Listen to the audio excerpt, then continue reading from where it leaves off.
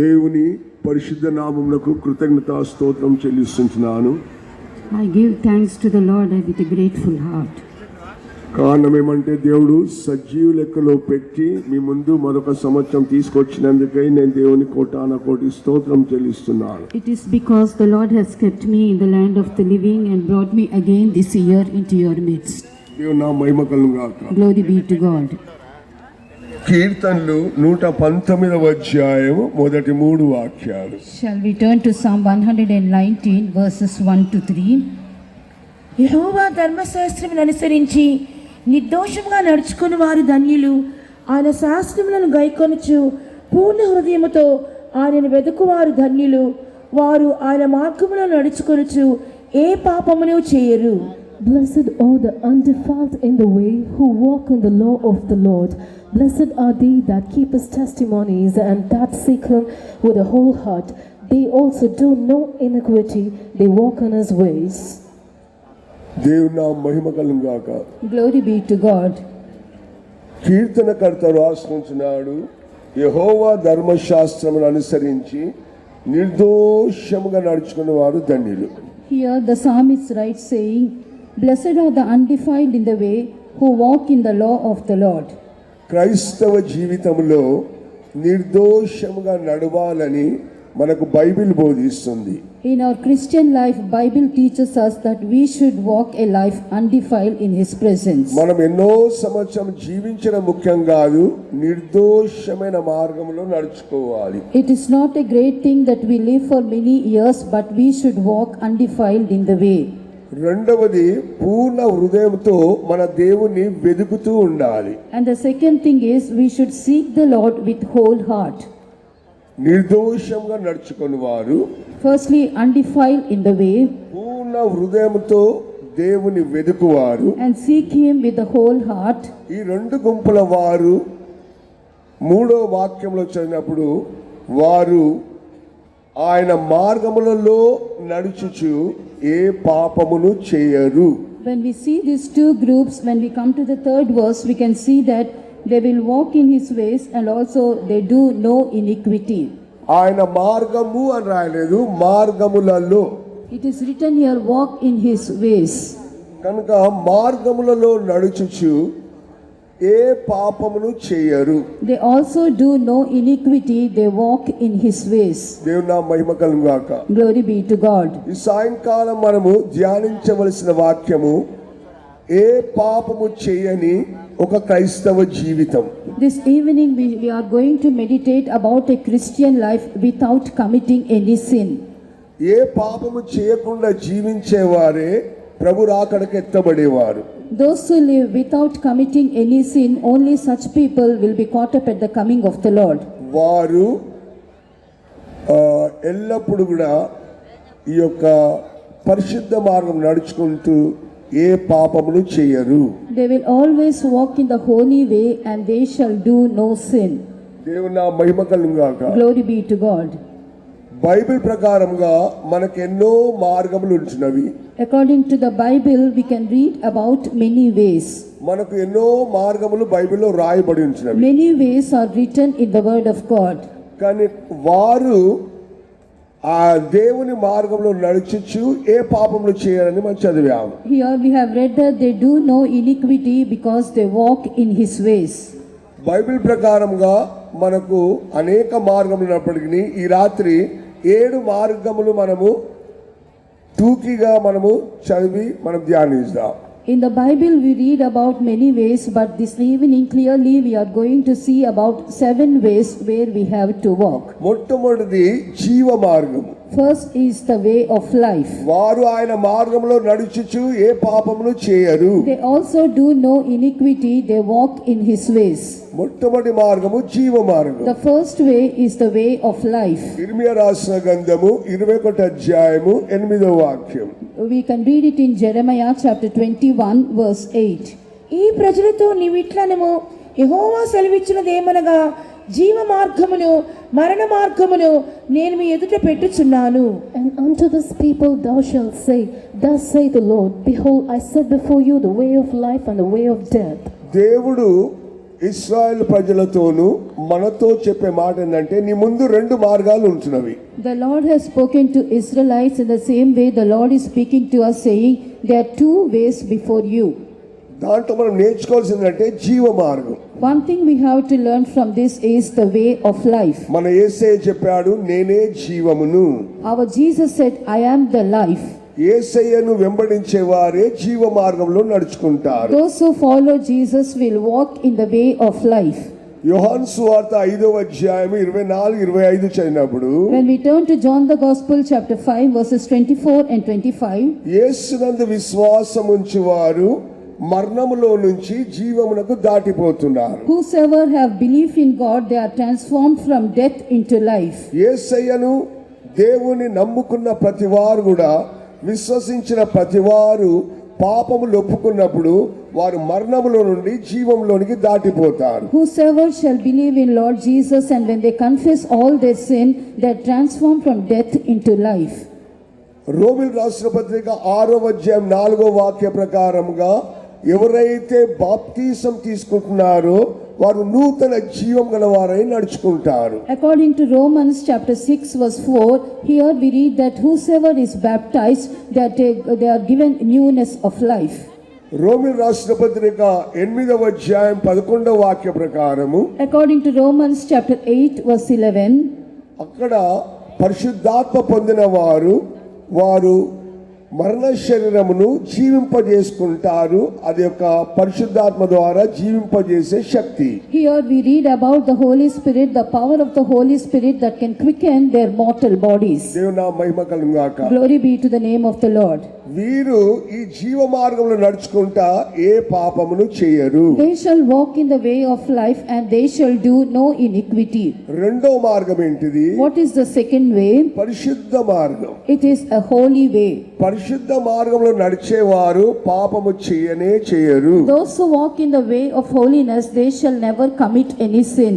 యెషయా రాసిన గ్రంథము Book of Isaiah 35వ అధ్యాయము chapter 35 8వ వాక్యం. verse 8.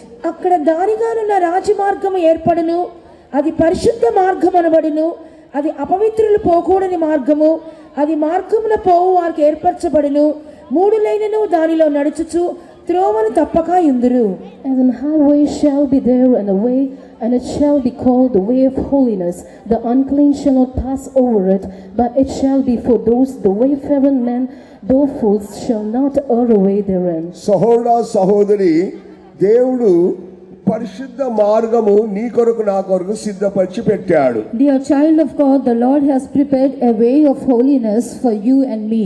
సియోను యెరూషలేం అనేవారు ఈ పరిశుద్ధమైన మార్గంలోనే నడుస్తారు. That's why those who go to Zion and Jerusalem, they walk in this way of holiness. అపవిత్రులు పోకూడని మార్గము అని రాయబడ్డది. It is written here, unclean shall not pass over it. అపవిత్రులు ఈ పరిశుద్ధ మార్గములో ఎన్నడూ కూడా నడవరు, నడిచిన గాని నిలవరు, నిలిచిన గాని పడిపోతారు. The unclean cannot walk in this way. Even though they walk, they cannot stand in the way. They will fall from this way. అందుకొరకు దేవుడు మనకు ఒక పరిశుద్ధ మార్గం తెరిచినాడని హెబ్రీ పత్రికలో యేసయ్య మరణం ద్వారా ఆయన తెరను ఆయన శరీరం చీల్చడం ద్వారా అతి పరిశుద్ధ స్థలంలో ప్రవేశించే ధన్యత మనకి ఇచ్చాడు. That's why when we turn to the epistle of Hebrews, here we read that the Lord has opened a way. He has torn his body and opened a way so that we can enter into the most holy place. కనుక పరిశుద్ధ మార్గంలో నడిచేవారు ఎన్నడూ పాపము చేయరు. Those who walk in the way of holiness, they will never commit any sin. ఎందుకంటే అపవిత్రులు పోకూడని మార్గము, అందుకొరకు అపవిత్రులు ఎవరు కూడా దాంట్లో పోలేరు. It is because the unclean cannot pass over it. The unclean cannot go into this way. వాక్యమైన అధ్యయములో మన జీవితం పరీక్షించుకుంటూ దేవుని వాక్యం వినాలి. We have to hear the word of God, examining our life in the mirror of the word of God. మనము పరిశుద్ధ మార్గం నడుచుకుంటున్నామా, ఏ మార్గం అనే అపవిత్రమైన మార్గంలో నడుచుకుంటున్నామా? Do we walk in the way of holiness, or else do we walk in an unclean way? పరిశుద్ధులు అనగా సేవకులు, విశ్వాసులు అనేకులు కూడా వారు వెళ్ళే మార్గములో సరిపెట్టుకుంటున్నారు, తమకు తామే సరిపెట్టుకుంటున్నారు. పర్వాలేదు మనం వెళుతున్నాము, వెళ్ళే మార్గం పర్వాలేదు అని అనుకుంటున్నారు. The saints of God, the servants and believers, they walk in their way and they adjust themselves to the way. It is okay in the way I go, and they adjust to all the conditions in the way. కానీ Bible అలా బోధిస్తలేదు. నువ్వు వెళ్ళే మార్గము పరిశుద్ధ మార్గము కనుక పరిశుద్ధ జీవితమే నువ్వు చేయాలి. But the Bible does not teach like that. The way you should go is the way of holiness, and you have to do a holy life. పరిశుద్ధమైన మార్గంలో వెళ్ళేవారే సియోను యెరూషలేముకు వెళ్తారు. Those who walk in the way of holiness can go to Zion and New Jerusalem. మూడవది మార్గం ఏంటి? What is the third way? ఇరుకైన మార్గం. And it is a straight way. ఇరుకైన మార్గంలో పోయేవారు ఎన్నడూ పాపము చేయరు. Those who walk in a narrow and straight way cannot commit any sin. లూకా సువార్త 13వ అధ్యాయము 24వ వాక్యం. We can read it in Luke the Gospel, chapter 13, verse 24. ఆయన వారిని చూచి ఇరుకు ద్వారమున ప్రవేశింప పోరాడుడి, అనేకులు ప్రవేశింప చూతురు కానీ వారి వలన కాదని మీతో చెప్పుచున్నాను. Strive to enter in at the straight gate, for many, I say unto you, will seek to enter in and shall not be able.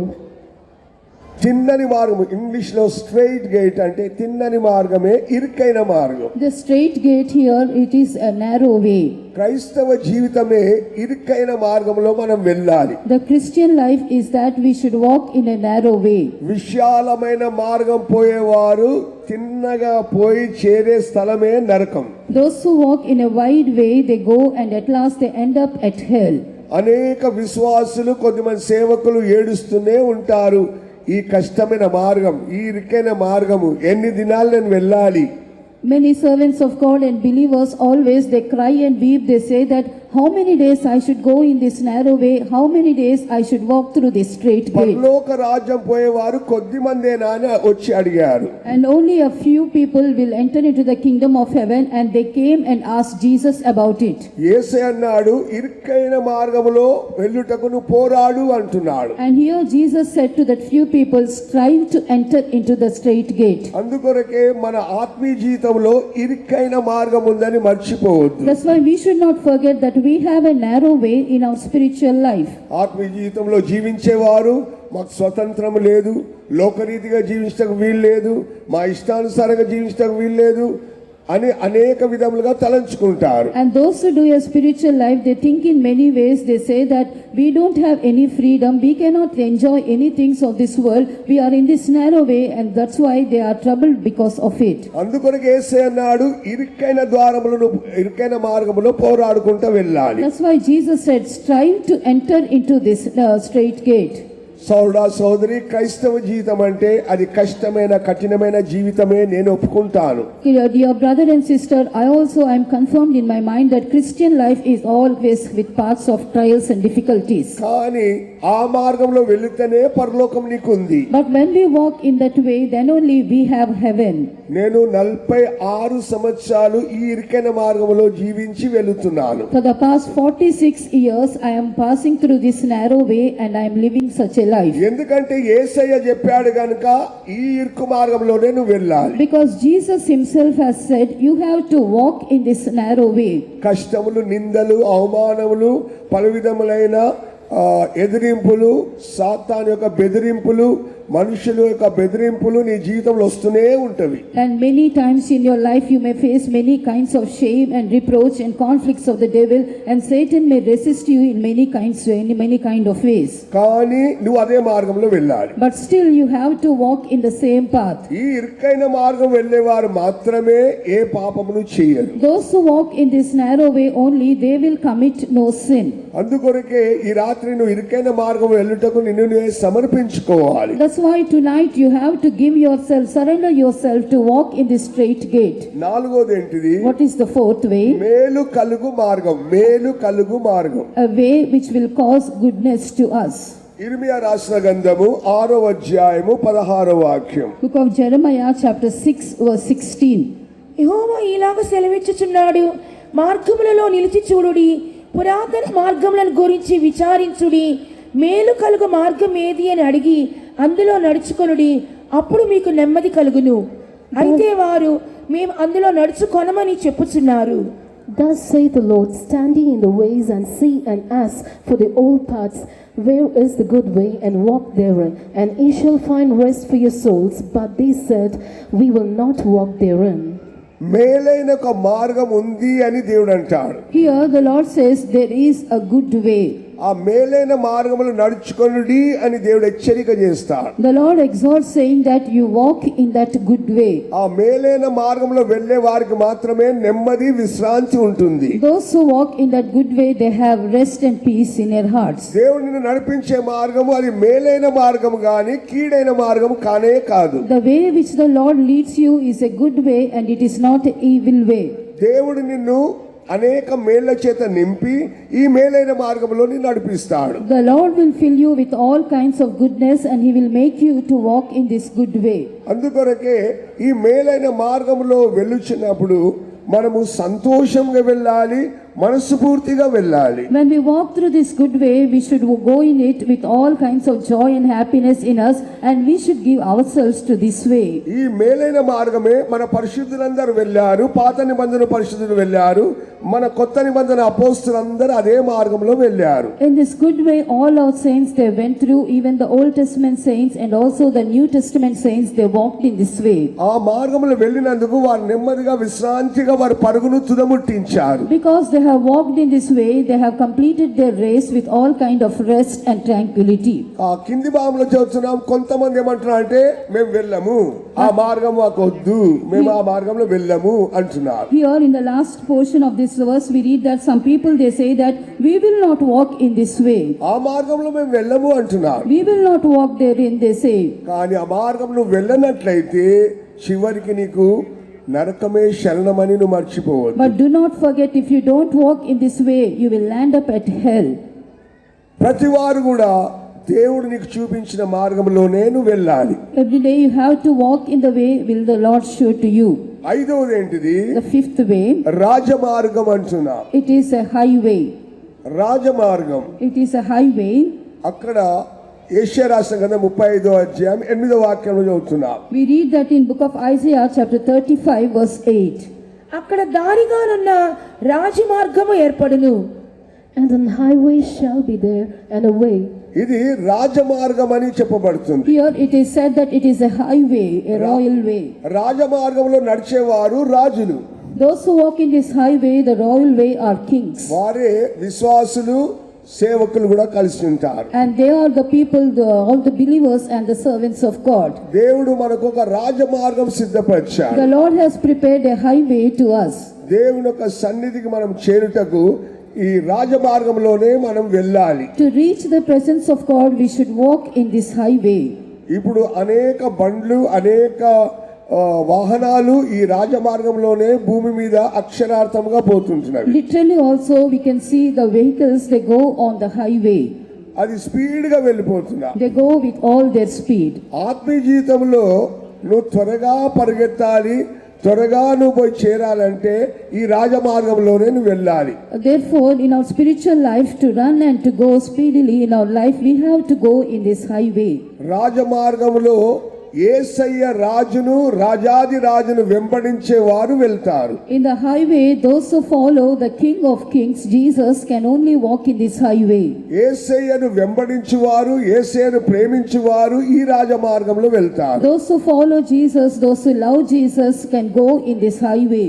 ఈ రాజమార్గంలో సింహం ఉండదు, క్రూర జంతువులు ఉండవని అదే వచనంలో చదువుతుంటున్నా. Here also in the same verse we can read that there is no lion there or ravenous beast in that way.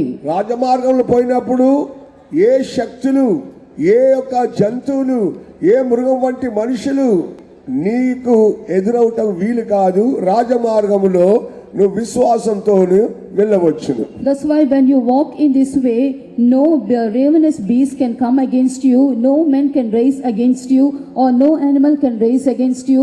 You can walk in this highway with all kind of rest. ఎందుకంటే రాజాది రాజు యేసు మన ముందు పోచుంటున్నాడు. It is because King of Kings Jesus is going ahead of us. ఆరోది ఏంటిది? The sixth way, నీతి మార్గం. It is a way of righteousness. మన జీవితంలో ఒక నీతి మార్గం ఉంది. There is a way of righteousness in our life. పాపుల మార్గం ఉంది. There is a way of sinners. అపవిత్రుల మార్గం ఉంది. There is a way to unclean. అన్యాయస్తుల మార్గం ఉంది. And a way of unjust. కానీ నీతి మార్గం ఒకటి దేవుడు నీ కొరకు నా కొరకు సిద్ధపరిచాడు. But the Lord has prepared a way of righteousness for you and me. నిర్గమకాండము 23వ అధ్యాయము 3వ వాక్యం. We can read that in Exodus chapter 23 and verse 3.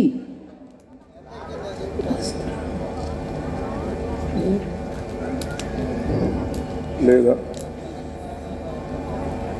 Sorry, కీర్తనలు 23వ అధ్యాయం 3వ వాక్యం. Psalm 23 verse 3. నా ప్రాణమునకు ఆయన సేద తీర్చుచున్నాడు, తన నామమును బట్టి నీతి మార్గములలో నన్ను నడిపించుచున్నాడు. He restoreth my soul, he leadeth me in the paths of righteousness for his name's sake. నీతి మార్గములో నన్ను నడిపించుచున్నాడు అని చెబుతున్నా. He leadeth me in the paths of righteousness. ఎవరు? Who? మంచి కాపరి, A good shepherd. Yesayya, Jesus, తండ్రి అయిన దేవుడు our Father God. ఎల్లప్పుడూ నీ నీతి మార్గంలోనే నడిపిస్తుంటాడు. Always he will lead you in the paths of righteousness. సామెతలు 12వ అధ్యాయము Proverbs chapter 12 28వ వాక్యం. verse 28. నీతి మార్గమునందు జీవము కలదు, దాని త్రోవలో మరణమే లేదు. నీతి మార్గములో జీవము కలదు, ఆ త్రోవలో మరణమే లేదు. In the way of righteousness is life, and in the pathway there is no death.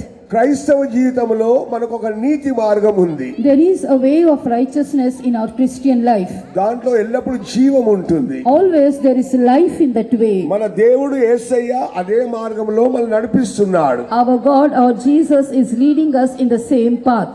ఈ నీతి మార్గములో నడుచుకుని వారు ఏ పాపమును చెయ్యరు అని చదువుతుంటున్నారు. We see here that way of righteousness is there. Those who walk in this way will not commit any sin. అందుకొరకు ఎల్లప్పుడూ నీతిని ప్రేమించి నీతిని వెంబడించాలి. That's why love righteousness and follow righteousness always. యేసయ్య కల్వారి శిలువలో చనిపోయినప్పుడు When Jesus died on the cross of Calvary, శతాధిపతి అంటాడు, నిజముగా ఇతడు నీతిమంతుడు. the centurion has said, truly he is a righteous man. కారణం ఏంటిది? What is the reason? అనేక శ్రమలు అనుభవించి మరణించినప్పుడు ఆ శతాధిపతి సాక్ష్యం ఏం చెప్తున్నాడంటే నీతిమంతుడు. Because Jesus endured many sufferings on the cross and he died on the cross. Seeing all these things, the centurion had given a testimony saying that truly he is righteous. నీతిమంతులు అనేక బాధలు అనేక శ్రమలు ఉంటాయని కీర్తనలో చదువుతుంటున్నాం. For the righteous there will be many afflictions and many trials, we read in the book of Psalms. అయినప్పటికీ యెహోవా వాటన్నిటిలోంచి మనం విడిపిస్తాడు. But the Lord will deliver us from all those sufferings. ఈ నీతిని ప్రేమించి నీతి మార్గం నడిచేవారు ఏ పాపమును చెయ్యరు. Those who love righteousness and walk in the paths of righteousness will never commit any sin. ఏడవది ఏంటిది? The seventh path, నిత్య మార్గం. it is the eternal way. నిత్య మార్గం. Eternal way. 139వ కీర్తన Psalm 139 24వ వాక్యం. verse 24. నీకు ఆయాసకరమైన మార్గము నా యందున్నదేమో చూడుము, నిత్య మార్గమున నన్ను నడిపింపుము. And see if there be any wicked way in me, and lead me in the way everlasting. కీర్తనకర్త దేవుని దగ్గర మొరపెట్టుకుంటున్నాడు. Here the psalmist is crying to the Lord. ప్రభువా, నాకు తెలియదు నాలో ఏం పాపం ఉందో, నువ్వు పరీక్షించి నాలో ఏమని ఉన్నదా అని నువ్వు తెలుసుకోమంటున్నాడు. Lord, I don't know what kind of sin is within me. That's why search me, O Lord, and try me and also know my thoughts. ఏదైనా అటువంటి మార్గం ఉంటే దాంట్లో తొలగించి నిత్య మార్గంలో నన్ను నడిపించుము. And see if there be any wicked way in me and lead me in the way everlasting. దేవుని నా మహిమ కలుగును గాక. Glory be to God.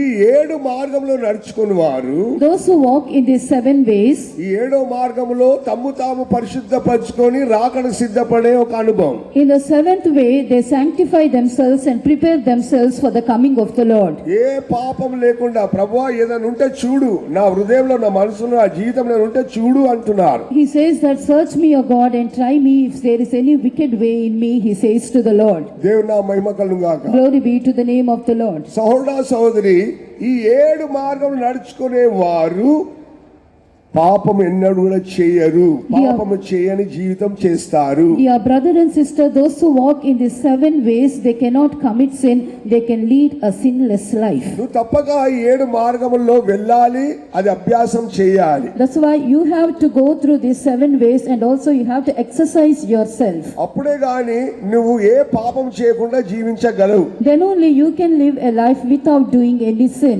దేవుని నా మహిమ కలుగును గాక. Glory be to the name of the Lord. పాత నిబంధన పరిశుద్ధులు ఎంతో మంది పాపం లేకుండా జీవించారు. In the Old Testament we see many saints, they lived a life without sin. వాళ్ళ పాపమే కనబడలేదు. There was no sin in their life. కొత్త నిబంధన కాలంలో యేసయ్య సవాల్ చేసి చెప్తున్నాడు. In the New Testament Jesus challenges and says, ఎవడైనను నాలో పాపం ఉందని రుజువు చేయగలరా అని శాస్త్ర పరిసరతో సవాల్ విసురుతున్నాడు. he says to the Pharisees and scribes saying that if any man can see no sin within me.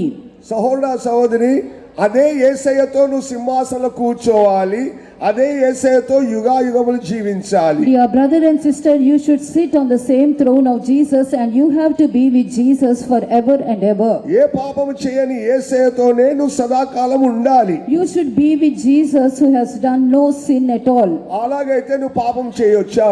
If it is so, can you commit any sin? నువ్వు పాపంలో జీవించవచ్చా? Can you live in sin?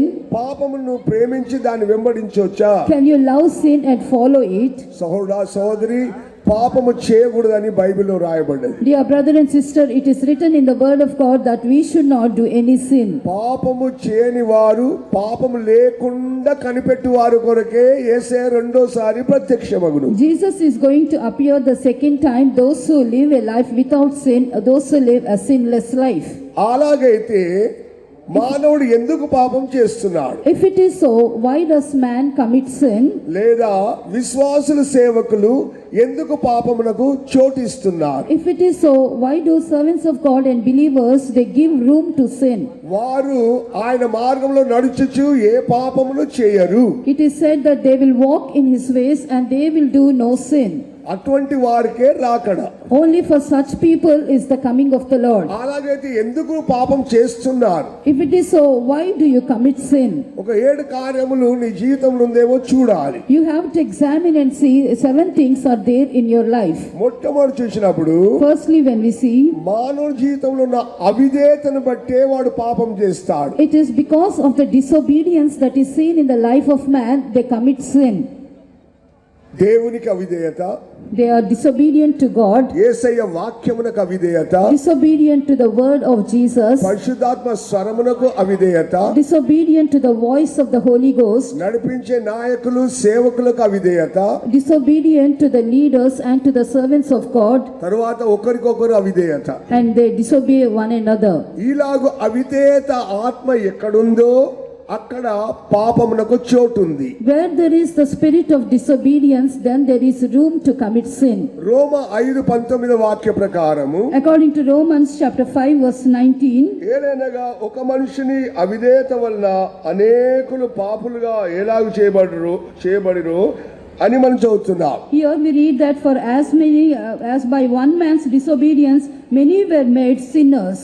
అలాగనే అందరు పాపం చేసి అందరు దేవునికి విరోధంగా మారిపోయారు. Likewise everyone they commit sin and they became against God. ఒక మనిషిని పాపం, Only one man's sin, ఒక మనిషిని అవిధేయత, one man's disobedience. ఆ అవిధేయతనే ఆదాము చూపించాడు. The disobedience was showed by Adam. దేవుని మాట వినలేదు, He did not hear the voice of God. దేవుని ఆజ్ఞకు లోబడలేదు, He did not obey to the command of దేవుని God. స్వరమునకు వినలేదు, He did not obey to the voice of God. దేవునికి అవిధేయత చూపించాడు. He was disobedient to God, అందుకొరకే ఆయన పాపం చేశాడు. and because of that he has committed sin. బైబిల్లో అలాగున ఎంతో మంది అవిధేయులుగా ఉండి పాపం చేశారు. Likewise in the word of God we can see many people they were disobedient and they have committed sin. సేవకులు విశ్వాసులు అనేకులు పరిశుద్ధాత్మ చెప్పిన మాట వినకుండా అవిధేయులుగా ఉంటారు. Many servants of God and believers, they don't hear to the voice of the Holy Ghost and they're disobedient to his voice. వాక్యమనే యేసయ్యకు అవిధేయులుగా మార్చబడుతున్నారు. They were seen disobedient to the word of God, that is to Jesus. అందుకొరకే నువ్వు పాపంలో పడిపోతున్నావని నువ్వు మర్చిపోవద్దు. That's why don't forget, because of it you fall into sin. అవిధేయత అనే ఆత్మ నీలోంచి వెళ్ళిపోతే నువ్వు ఎన్నడూ కూడా పాపము చేయవు. When the spirit of disobedience leaves you, you will never commit sin. దేవునికి నీ ఆత్మకును వాక్యమునకు విధేయతగా జీవించినట్లయితే నువ్వు ఎన్నడూ పాపము చేయవు. When you are obedient to God and also to the Spirit of God and Jesus, you will never commit any sin. వాటిలో ఉదాహరణగా పాత నిబంధన కాలంలో మనం చూసినట్లయితే For an example, when we look to the Old Testament, సంసోన్ను మనం చూస్తున్నాం. we can see about the life of Samson. సంసోన్తో దేవుడు చెప్పాడు, తల్లిదండ్రులతో చెప్పాడు, వాని తలకు కత్తి పెట్టొద్దు, క్షౌరం చేయొద్దు, వాడు ప్రతిష్టగా ఉండాలని చెప్పాడు. And the Lord told to the Samson and parents also, saying that no razor should come upon the head of Samson. ఆయన పాపంతో ఆటలాడుకుంటా చివరికి తన ప్రతిష్టను పోగొట్టుకున్నాడు, తన జడలను క్షౌరం చేయించాడు. And because he played with sin, he lost all his hair and he has committed sin in his life. దేవుని యొక్క మాటను తృణీకరించాడు. And he despised the word of God. అందుకొరకే దేవుడు అతన్ని విడిచిపెట్టిపోయాడు, తన బలం అంతా కూడా తగ్గిపోయింది. Because of that, the Lord has left me, he lost all his strength.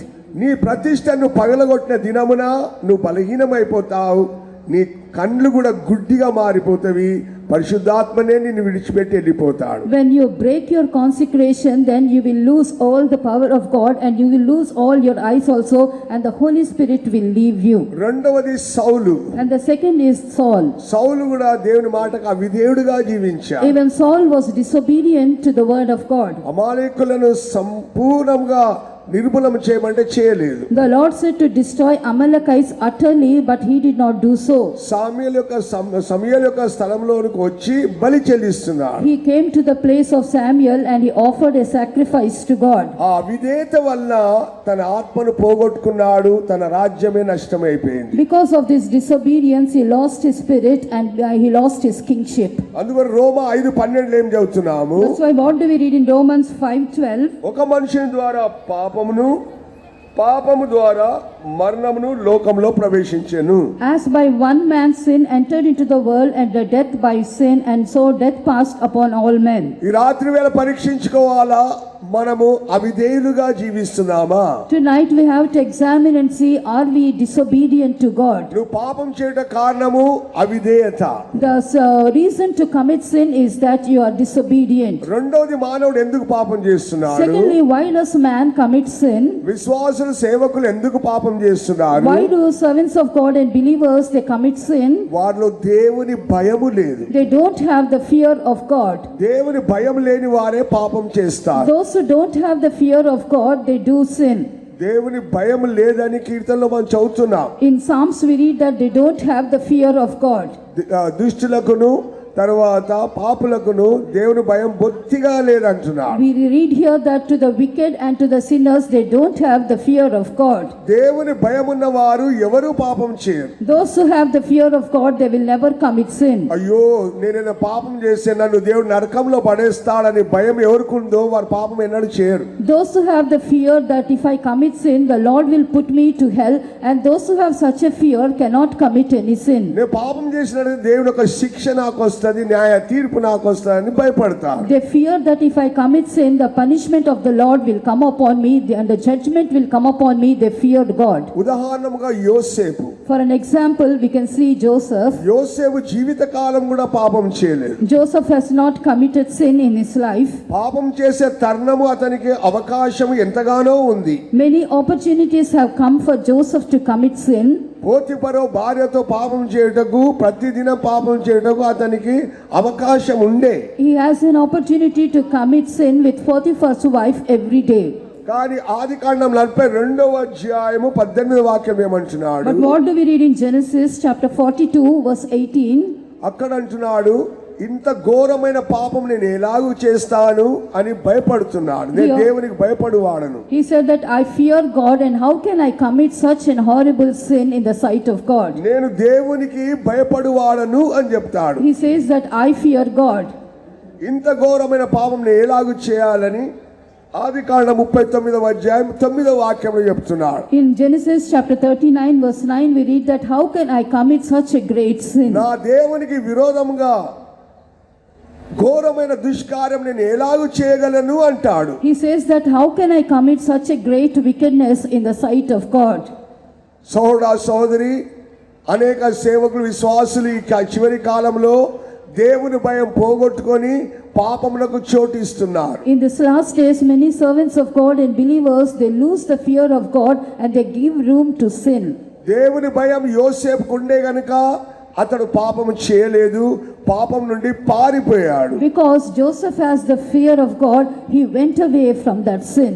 రెండవది, ఆయన సహోదరులను ప్రేమించాడు. And secondly, he loved his brethren. శత్రువులైన తన సహోదరులను ప్రేమించాడు. Even though they were enemies, he loved his brethren. తను తీసుకుపోయి గోతిలో పడేసి బానిసగా అమ్మివేసిన సహోదరులను క్షమించాడు. He has forgiven his brethren who has put him into a pit, and after that they sold as a slave. ఆ సహోదరు ప్రేమ అతనిలో ఉండే గనుక ఏ పాపము చేయలేదు. Because he has the brotherly love within him, he did not commit any sin. దేవుని భయముతో మనం జీవించినట్లయితే మనం పాపం ఎన్నడూ చేయము. When we live with the fear of God, we will never commit sin in our life. మూడోది ఏంటిది? What is the third thing? యాకోబు 1:14-15 చదివినప్పుడు, When we turn to James chapter 1 verses 14 and 15, స్వకీయ దురాశలను అనుసరించుట వలన పాపము చేయుచున్నారు.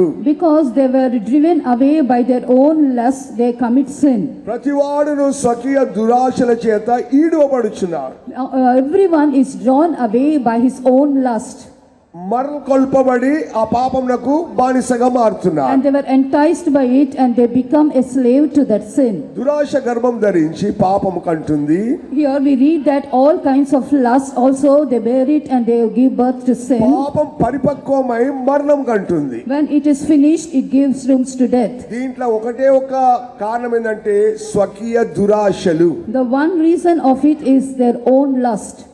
సోదరా సోదరి, నీ జీవితంలో నీ సొంత దురాశలున్నవే, అదే నిన్ను పాపంలో తీసుకొని వెళ్తుంది. Dear brother and sister, you have your own lust in your life and that own lust will lead you to sin. పరిశుద్ధ పౌలు గలతీ 5వ అధ్యాయములో Saint Paul, 24వ వాక్యం చదివినప్పుడు, when Saint Paul writes in Galatians chapter 5 verse 24 6వ అధ్యాయం 14వ వాక్యం చదివినప్పుడు, and also chapter 6 verse 14, నా దురాశలను నా ఇచ్చలను క్రీస్తుతో నేను సిలువ వేసి ఉన్నానని చెప్తాడు. here Saint Paul says that I have crucified the flesh and the affections and lust also.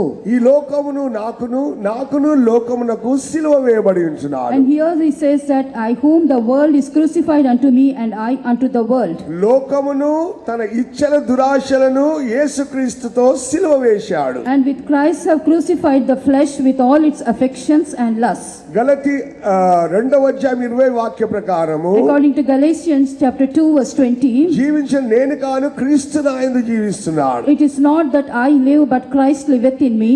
శరీరమందు జీవిస్తున్న ఈ జీవితం నన్ను ప్రేమించి నా కొరకు తన్ను తాను అప్పగించుకున్న దేవకుమారునందలి విశ్వాసం వల్ల జీవిస్తున్నాడు. And the life which I now live in the flesh, I live by the faith of the Son of God who loved me and gave himself for me.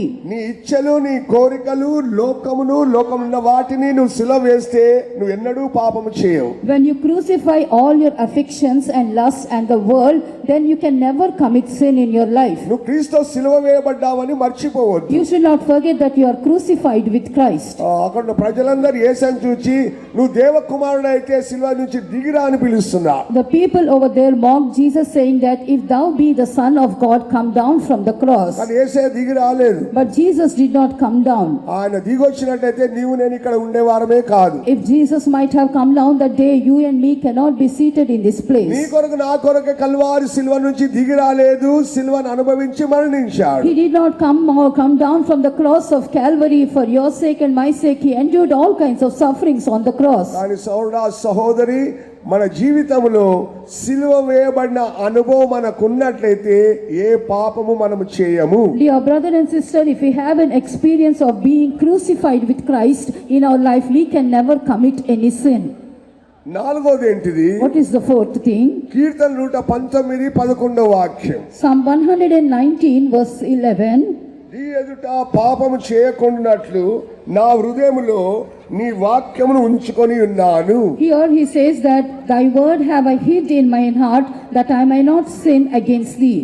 హృదయములో దేవుని వాక్యమున్న వారు పాపము చేయరు. Those who have the word of God in their heart can never commit any sin. అనేకులు Bible చదువుతున్నారు, నోటితోని పెదవులతో చదువుతున్నారు, దాని హృదయంలో తీసుకొని రావడం లేదు. Many people they read the word of God, the Bible, with their mouth and with their lips, but they will not bring that word into their hearts. ఒక విశ్వాసి అమ్మాయి 4-5 సార్లు Bible ముగించింది. One believer girl, she completed the Bible for 4 to 5 times. చివరికి చేసింది పాప జీవితం. At last she has done sin in her life. అలాగే అనేకులు బైబిల్ చదువుతారు కానీ దాని హృదయంలో పెట్టుకోరు. Likewise, many people they read the word of God, but they don't hide it in their heart. యోహాను సువార్త 14:21-23 చదివినప్పుడు, When we turn to John the Gospel chapter 14 verses 21 and 23, ఒక నన్ను ప్రేమించినట్లయితే నా ఆజ్ఞలు గైకొంటాడు, and whosoever shall love me shall keep my commandments, నా తండ్రి వాణ్ణి ప్రేమిస్తాడు. and my Father will love him. ఒక నన్ను ప్రేమించినట్లయితే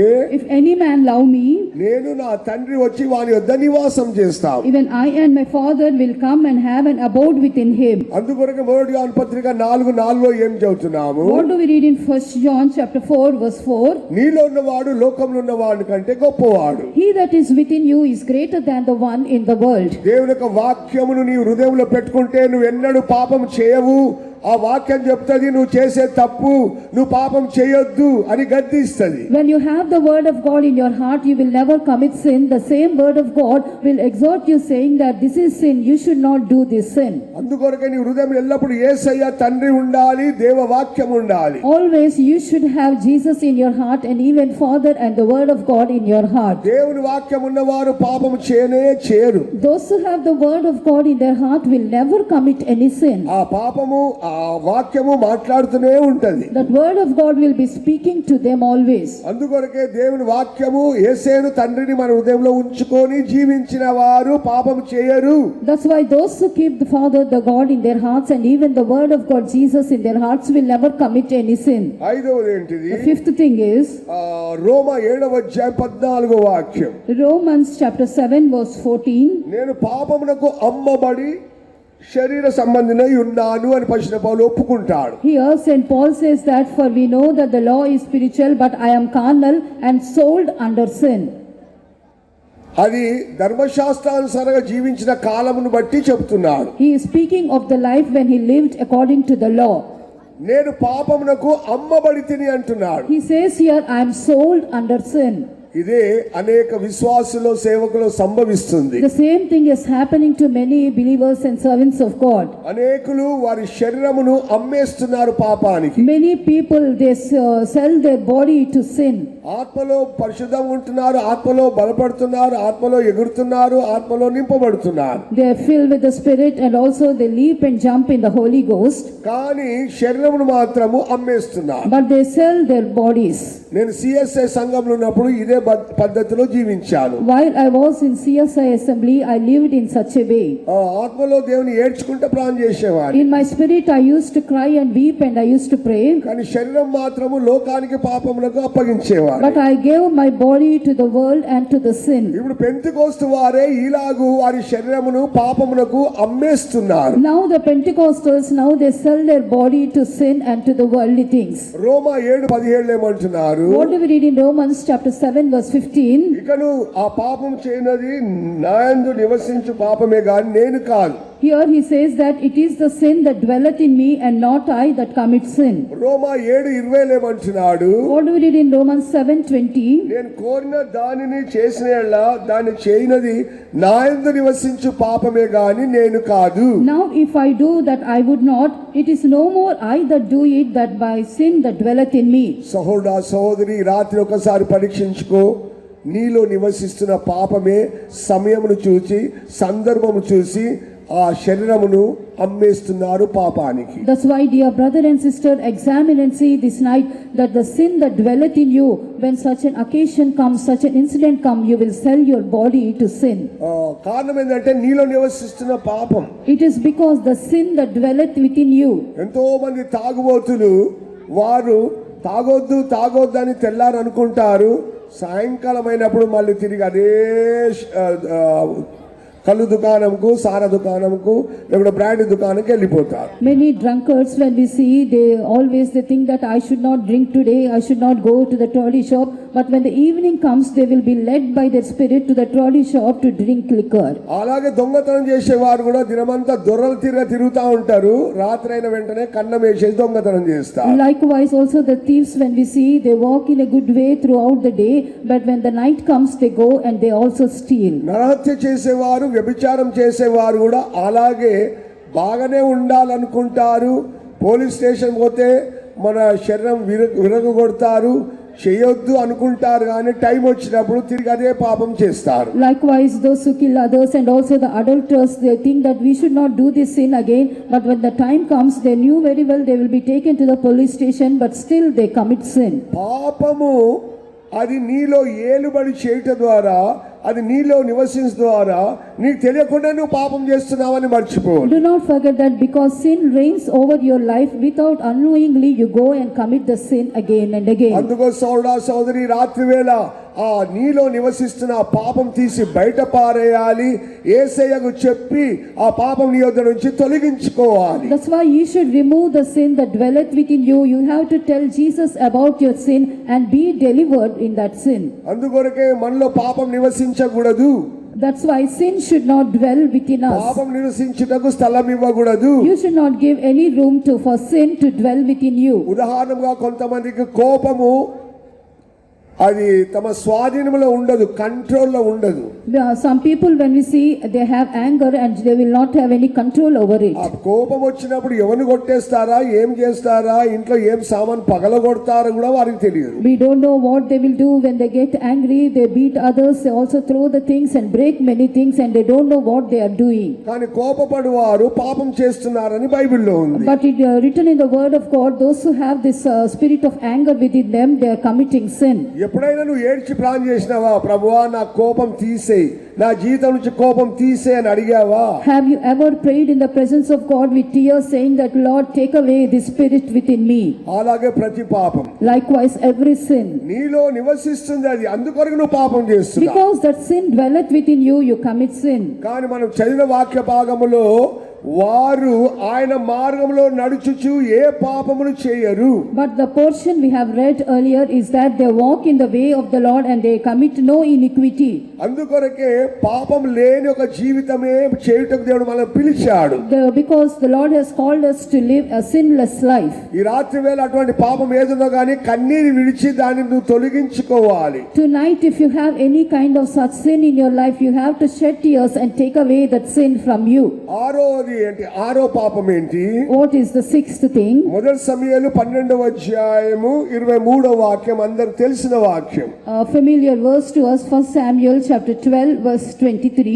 సమూయేలు ప్రవక్త అంటాడు, నేను మీ నిమిత్తం ప్రార్థన చేయకుంటే దేవునికి విరోధంగా పాపం చేస్తున్నాను. Here Samuel says that if I don't pray for you, then I commit sin against God. నా మటుకు నేను మీ నిమిత్తం ప్రార్థన చేయటం మానుట వలన యెహోవాకు విరోధంగా పాపం చేస్తున్నాను. Moreover, as for me, God forbid that I should not sin against the Lord in ceasing to pray for you. దేవుడు మనల్ని ఎందుకు రక్షించాడు? Why has God saved us? ఎందుకు ఈ ఉన్నతమైన సత్యం ఇచ్చాడు? Why has God given us this lofty ఎందుకు truth? పరిశుద్ధ జీవితం ఇచ్చాడు? Why has the Lord given this holy life? ఎందుకు ప్రార్థన ఆత్మ కుమ్మరించాడు? Why has the Lord given you the spirit of prayer? నీ సంఘానికి, నీ సేవకులకు, నశించిపోతున్న ఆత్మలకు దివారాత్రములు ప్రార్థన చేయటకే దేవుడు మనల్ని ఎన్నుకొని ఉంటున్నాడు. The Lord has chosen us so that we may pray for the church, for the perishing souls and all others. Day and night the Lord has chosen us. మనం ప్రార్థన చేయనట్లయితే మనం దేవునికి విరుద్ధంగా పాపం చేస్తున్నాం. If we do not pray, then we are committing sin against God. వారు ఆయన మార్గం నడుచు ఏ పాపం చేయరు అని ఉన్నది. It is written, they walk in his ways and they do commit no iniquity. నీతి మార్గం నడిచేవారు, పరిశుద్ధ మార్గం నడిచేవారు, జీవ మార్గం నడిచేవారు ఎల్లప్పుడూ ప్రార్థన చేస్తూనే ఉంటారు. Those who walk in the way of righteousness, those who walk in the way of life, and those who walk in his ways, always they will pray. అందువల్ల మన జీవితంలో ప్రార్థన జీవితం మర్చిపోవద్దు. ప్రతి దినం మన ప్రార్థన సమయమును తప్పనిసరిగా ప్రార్థించి ఉండాలి. That's why we should not lose the spirit of prayer, and in the hour of prayer we have to sit and pray in his presence. ఏడవది ఏంటిది? The seventh thing is 3 యోహాను రాసిన పత్రిక 3వ అధ్యాయం 4వ వాక్యం. 1 John chapter 3 verse 4. పాపం చేయి ప్రతివాడు ఆజ్ఞను అతిక్రమించును, ఆజ్ఞ అతిక్రమే పాపం. Whosoever committeth sin transgresseth the law, and for sin is the transgression of the law. దేవుని మహిమ కలుగాక. Glory be to God. ధర్మశాస్త్రం అనేది మోషే ద్వారా దేవుడు మనకు బయలుపరిచాడు. The law was given by Moses. ధర్మశాస్త్రమే దేవుడిచ్చిన ఆజ్ఞలు కట్టడములు. The law is the commandment of the Lord, the precepts of the Lord. ఈ ఆజ్ఞలు కట్టడం నెరవేర్చు వారే నిర్దోషమైన మార్గం నడుచుచు దేవుని వెతుకువారు. Those who do all his commandments and the laws are also they are undefiled, and they walk in his ways. ధర్మశాస్త్ర ప్రకారముగా ఆజ్ఞలన్నిటి నెరవేర్చాలి. According to the law we have to do all his commandments. కానీ 10 ఆజ్ఞ నెరవేర్చుట పాత నిబంధన కాలంలోనే అనేకులు తప్పిపోయారు. But in the Old Testament itself we can see many people they couldn't follow the 10 commandments. కానీ కొత్త నిబంధన కాలంలో యేసయ్య వద్దకు ఒక యవనస్తుడు వచ్చాడు. When the young man came to Jesus in the New Testament, పరలోక రాజ్యం పోవాలంటే ఏం చేయాలి? what I should do to enter into the kingdom of heaven? యేసయ్య అంటాడు ధర్మశాస్త్రంలో ఆజ్ఞలన్నీ నువ్వు అనుసరించాలి. Jesus told him that you have to do all the commandments of the law. యవనస్తుడు అంటాడు, ప్రభువా నేను బాల్యం నుండే నేను అన్ని ఆజ్ఞలు అనుసరించాను అంటున్నాడు. Here the young man says that right from my childhood I have done all the commandments of the Lord. యేసయ్య ఆశ్చర్యపోయాడు. Jesus marveled at him. ఎందుకంటే ధర్మశాస్త్రం నెరవేర్చనందుకొరకే యేసయ్య దిగొచ్చాడు కొత్త నిబంధన కాలంలో. Because in the New Testament, because they couldn't do the commandments of the law, Jesus came down to this world. అయితే ఆ యవనస్తుడు మాత్రము అన్ని ఆజ్ఞలు గైకొంటున్నాడు. But this young man, when we see, he has done all the commandments of the Lord. అప్పుడు యేసు అన్నాడు, నీకు ఒక్కటే ఒకటి కొద్ది ఉంది, నువ్వు అన్ని అమ్మేసి బీదలకు ఇచ్చేసి నన్ను వెంబడించమన్నాడు. But Jesus said, you lack one thing, sell all your possessions and give to the poor and follow me. ఆ ఆజ్ఞకు లోబడలే. He did not obey this commandment. ధనవంతుడైనందుకు తిరిగి వెళ్ళిపోయాడు. Because he was rich, he turned back. 10 ఆజ్ఞల్లో ఒక్క ఆజ్ఞ తప్పిపోయినా గానీ వాడు ధర్మశాస్త్రం మీరిపోయాడు. And because he has not done one commandment in the Old Testament, he did not fulfill the law. యేసు ఏం చేశాడు? What did Jesus do? ఈ 10 ఆజ్ఞలను 2 ఆజ్ఞలుగా మార్చాడు. Jesus made these 10 commandments into 2. ఆ 2 ఆజ్ఞలు ఏంటిది? What are those 2 commandments? నీ దేవుని పూర్ణ హృదయంతో నువ్వు ప్రేమించాలి. Love thy God with all thine heart. మత్తయి సువార్త 22వ అధ్యాయము 37 38. Matthew the Gospel chapter 22 verses 37 and 38. అందుకైన నీ పూర్ణ హృదయంతోను నీ పూర్ణ ఆత్మతోను నీ పూర్ణ మనసుతోను నీ దేవుడైన ప్రభువును ప్రేమించాలి. Here it is said you have to love thy Lord thy God with all thine heart, with all thy soul and with all thy mind. ఇది ముఖ్యమైనది మొదటి ఆజ్ఞ. This is the first and the great commandment. ఆ 10 ఆజ్ఞల్లో 4 ముఖ్యమైన ఆజ్ఞలు మొదటి ఆజ్ఞకు సంబంధించింది. And the Old Testament, after the 10 commandments, the first 4 commandments are come to this one commandment. తక్కిన 6 పొరుగువాని ప్రేమించే దాంట్లో ఇమిడి ఉంది. And the next 6 commandments are seen loving our neighbor. అందుకొరకే నీ సహోదరుని ప్రేమించవలెను రెండవ ఆజ్ఞ. That's why the second commandment is that you love thy neighbor. ఈ 2 ఆజ్ఞలను నెరవేర్చకుంటే నువ్వు పాపం చేస్తూనే ఉంటావు. If you don't do these 2 commandments, you will be committing sin. నీ దేవుని పూర్ణ హృదయంతో పూర్ణ ఆత్మతో పూర్ణ మనసుతో ప్రేమించి చూడు, నువ్వు ఎన్నడూ పాపం చేయవు. Love thy God with all thy heart, with all thy mind and with all thy soul, then you will never commit any sin. నీ సహోదరుని ప్రేమించినట్లయితే నువ్వు ఎన్నడూ పాపం చేయవు. If you love thy neighbor, you will never commit any sin. నీ సహోదరుని ప్రేమించినట్లయితే కోపము, ద్వేషం, అసూయ, పగ, వైరాగ్యము, చేదు ఇవన్నీ నీ జీవితంలో రానే రావు. When you love thy brother, then all kinds of characters, anger, wrath, bitterness, envy cannot come into your life. యేసయ్య అంటాడు, నేను మిమ్మల్ని ప్రేమించినట్లు మీరు ఒకరినొకరు ప్రేమించుకొనుడు అంటాడు. Jesus said, as I love you, you will also love one another. అందుకొరకే మన జీవితంలో మొదటి ఆజ్ఞ రెండవ ఆజ్ఞ నెరవేర్చినప్పుడు నువ్వు పాపం ఎన్నడూ చేయవు. That's why when we follow the first commandments and also do the second commandments, never we can commit any sin. దేవుని నా మహిమ కలుగును గాక. Glory be to the name of the Lord. మొదటి పేతురు 4వ అధ్యాయం మొదటి 2 వాక్యాలు. 1 Peter chapter 4 verses 1 and 2. క్రీస్తు శరీరమందు శ్రమపడెను కనుక మీరును అట్టి మనస్సును ఆయుధముగా ధరించుకొనుడి. శరీర విషయంలో శ్రమపడిన వాడు శరీరమందు జీవించు మిగిలిన కాలము ఇక మీదట మనుజాశలను అనుసరించి నడుచుకొనక దేవుని ఇష్టానుసారముగానే నడుచుకొనున్నట్లు పాపముతో జోలి ఇక నేమియు లేకయుండును. పాపంతో ఇక జోలి ఏమి లేకయుండును. He shall cease from sin.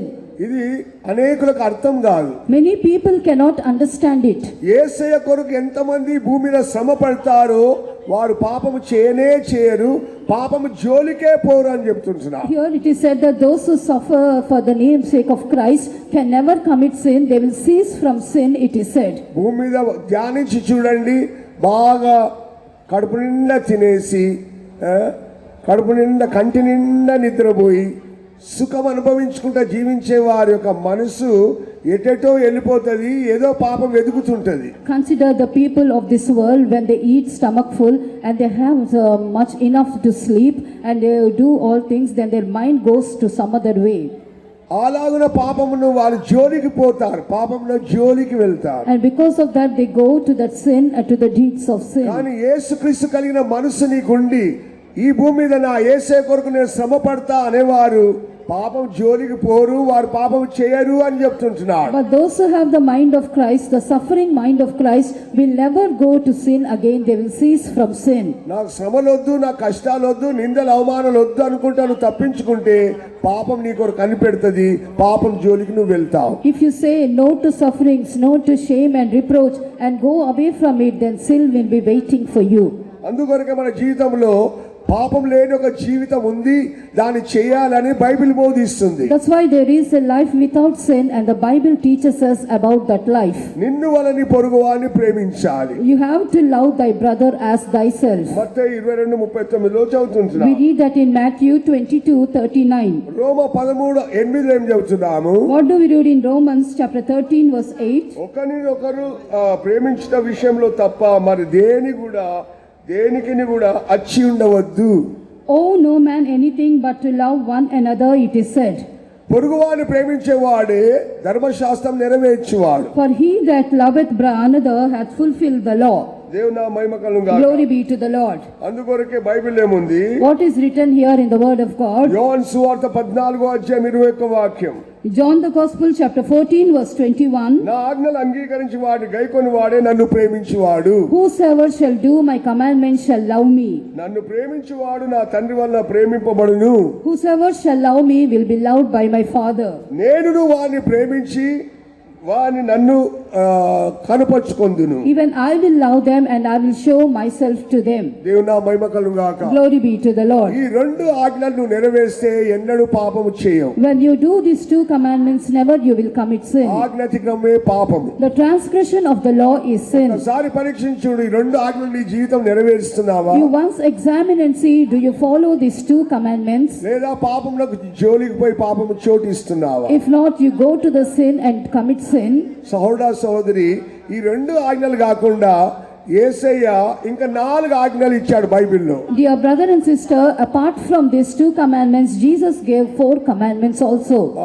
మొదటి ఆజ్ఞ ఏంటిది? What is that first commandment? అపోస్తల కార్యం 17:30 వాక్యం. We read that in Acts of the Apostles chapter 17 and verse 30. ఆ అజ్ఞాన కాలంలో దేవుడు చూడనట్టుగా ఉండెను, ఇప్పుడైతే అందరూ అంతటను మారుమనసు పొందవలనని వారికి ఆజ్ఞాపిస్తున్నాడు. And the times of this ignorance God winked at, but now commandeth all men everywhere to repent. దేవుని యొక్క కొత్త నిబంధన కాలంలో ఆజ్ఞ ఏది బోధిస్తుంది? In the New Testament, what is the commandment of the Lord? నువ్వు మారు మనసు పొందాలి. You have to repent. నువ్వు రక్షింపబడాలి. You have to be saved. నీ మనసు మార్చుకోవాలి. You have to change your mind. యేసు వైపు తిరగాలి. You have to turn to Jesus. లోకమును విడిచిపెట్టాలి. You have to leave the world. నరకమనే మార్గమును విడిచిపెట్టాలి. You have to leave the way of hell. నీ మనసు మార్చుకుంటే చాలు. It is enough if you change your mind. అది దేవుని ఆజ్ఞకు లోబడిన అనుభవం నీకు ఉంటుంది. Then you have the experience of obeying to the commandment of the Lord. ఆజ్ఞాన కాలంలో చూచి చూడనట్లుగా దేవుడు విడిచిపెట్టాడు. In the times of ignorance, God winked it. కొత్త నిబంధన కాలంలో అందరును అంతటను తప్పక మారు మనసు పొందాలి, అది దేవుని యొక్క ఆజ్ఞ. But now in the New Testament, the Lord commandeth everyone and everywhere to repent. దేవుని నామ మహిమ కలుగాక. Glory be to the Lord. నువ్వు ఎందుకు మారు మనసు పొందాలి? Why you should repent? ఒక నరకం అనే మార్గంలో నువ్వు వెళ్తున్నావని మర్చిపోవద్దు. Do not forget that you are walking in the way towards hell. పాపము నిన్ను నరకానికి తీసుకొని వెళ్తుందని మర్చిపోవద్దు. Do not forget sin leadeth to hell. అందుకొరకే మారు మనసు అవసరం. That's why we read repentance. కూర్చున్న సేవకులు విశ్వాసులు అందరూ అనుకుంటున్నారంటే పాస్టర్ గారు కొత్త ఆత్మలకు చెప్తున్నాడు అనుకుంటున్నారు. The servants of God and believers seated here, what do they think? Pastor is preaching for the newcomers. నేను కొత్త ఆత్మలకు చెప్తలేను, విశ్వాసుల సేవకులకే చెప్తున్నాను. I am not speaking to the new souls, but I am speaking to servants of God and believers. ప్రకటన గ్రంథము 2వ అధ్యాయం 3వ అధ్యాయంలో చూసినట్లయితే When we read in Revelation chapter 2 and 3, ప్రతి సంఘానికి హెచ్చరిక ఏంటంటే నువ్వు మారు మనసు పొందితేనే సరి. the Lord is exhorting all the churches there that you have to repent. నువ్వు మొదటి ప్రేమను పెట్టావు కనుక నువ్వు మారు మనసు పొందు. Because you have left your first love, you have to repent. రెండు రకాల జీవితం చేస్తున్నావు, నులివెచ్చగా ఉంటున్నావు, దౌర్భాగ్యమైన జీవితం చేస్తున్నావు కనుక మారు మనసు పొందు.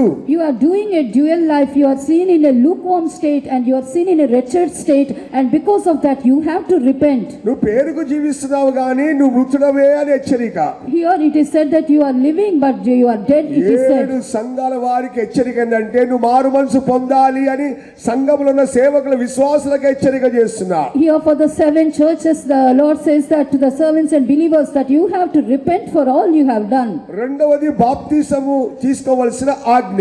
And secondly, the commandment of taking water baptism. అపోస్తల కార్యం 10వ అధ్యాయం 48వ వాక్యం. We read that in Acts chapter 10 verse 48.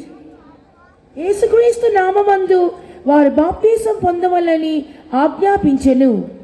యేసుక్రీస్తు నామమందు బాప్తిసం పొందాలని వారిని కమాండ్ చేశారు, ఆజ్ఞాపించారు. And he commanded them to be baptized in the name of the Lord. కొర్నేలి కుటుంబం అంతా కూడా పరిశుద్ధాత్మ అభిషేకం పొందుకున్నారు. The household of Cornelius, they received the anointing of the Holy Ghost. పేతురు అంటారు నీళ్ళకు ఆటంకపరచగలరా, తప్పనిసరిగా బాప్తిసం పొందాలి అని ఆజ్ఞాపిస్తున్నారు. Here Peter says that can any man forbid water that they should be baptized. ఇక్కడ ఎంతమంది కూర్చున్నారో బాప్తిసం పొందని వారు తప్పక బాప్తిసం పొందాలి. Those who are seated here and not baptized, all of you should be baptized. బాప్తిసం పొందనట్లయితే పరలోకం నీకు లేదు, దేవ నీతి నీ దగ్గర లేదు. If you don't take water baptism, you don't have heaven and there is no righteousness of God within you. యేసయ్య బాప్తిసం పొందాడు, బాప్తిసం ఇచ్చి యోహాను చేతిలో నీతిని నెరవేర్చాడు. And Jesus also took water baptism in the hands of the John the Baptist and he have fulfilled all righteousness. అందుకొరకే నువ్వు తప్పక బాప్తిసం పొందాలి. That's why it is very important for you to take water అది ప్రభు baptism. యొక్క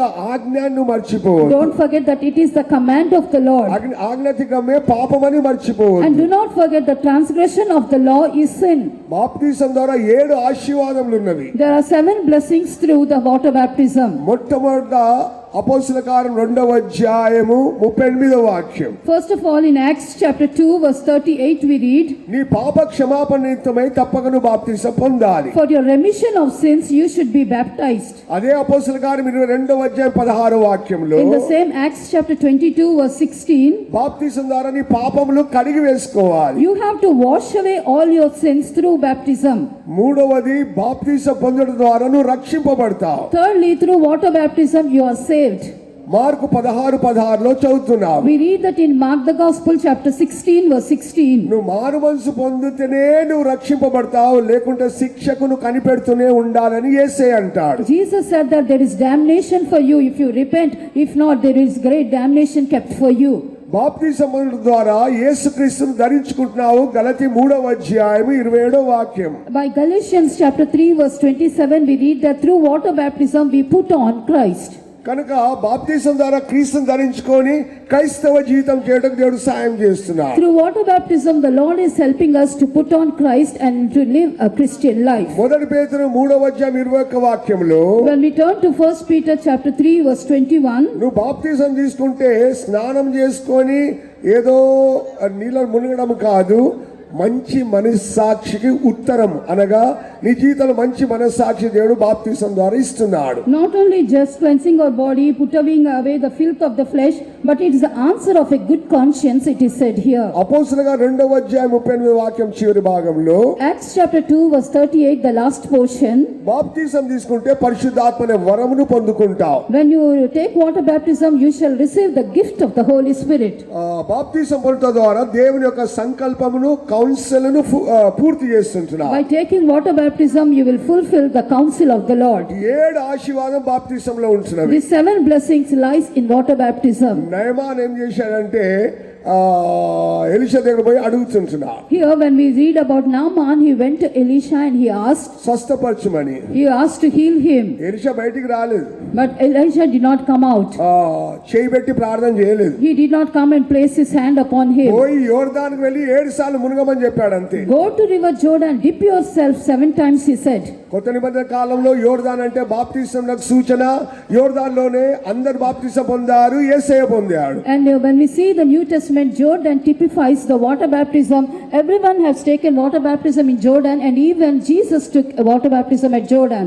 7 మార్లు మునిగితే చాలు అని అన్నాడు. He said 7 times you dip there, it is enough. ఈయన బయటికి రాలేదు, నేను ఎవరో తెలియకుండా మాట్లాడాడని తిరిగి వెళ్ళిపోతున్నాడు. And he was very angry within him. He did not come out, and he turned his chariot to go back. తన దాసుడు చెప్పాడు, అయ్యా ఆయన ఒక పెద్ద కార్యం చేయమంటే నువ్వు చేయవా, ఉట్టి నీళ్ళలో మునగమన్నాడు కదా, పోయి మునుగన్నాడు. And the maid said, will he command a great thing to you, will you not do it? Just he said, dip yourself, go and do it. He ఎప్పుడైతే said. 7 మార్లు మునిగాడో వెంటనే తన దేహం పసిపిల్ల దేహంగా మార్చబడి కుష్ఠరోగం అంతా వెళ్ళిపోయింది. When he dipped himself 7 times in Jordan, then his whole body was changed into a body of a small child, and his leprosy left him. కనుక బాప్తిసం పొందని వారు రేపే బాప్తిసం పొంది వెళ్ళాలి. That's why those who have not taken water baptism, tomorrow itself you should be baptized and go. 7 ఆశీర్వాదం పొందుకొనే వెళ్ళాలి. You have to receive the 7 blessings and then go. దేవుని మహిమ కలుగాక. Glory be to the name of the Lord. మూడో ఆజ్ఞ ఏంటిది? What is the third commandment? పరిశుద్ధాత్మ పొందాలని దేవుడు ఆజ్ఞాపించాడు. The Lord commanded to receive the Holy Ghost. అపోస్తల కార్యం 1:4 వాక్యము. Acts chapter 1 verse 4. లూకా 24:49 వాక్యం. And also in Luke the Gospel chapter 24 and verse 49. నా తండ్రి వాగ్దానం పొందేంత వరకు మీరు యెరూషలేములో కనిపెడుతూ ఉండాలి. And Jesus said, till you receive the promise of the Father, you have to wait in Jerusalem. పరిశుద్ధాత్మ అనే శక్తి పొందేంత వరకు, పైనుండి శక్తి పొందేంత వరకు యెరూషలేము విడిచిపెట్టి పోవద్దని చెప్పాడు. And Jesus said, you should not leave Jerusalem until you receive the power from on high. దేవుని మహిమ కలుగాక. Glory be to the Lord. సోదరా సహోదరి, పరిశుద్ధాత్మను తప్పక పొందాలి, అది దేవుని ఆజ్ఞ.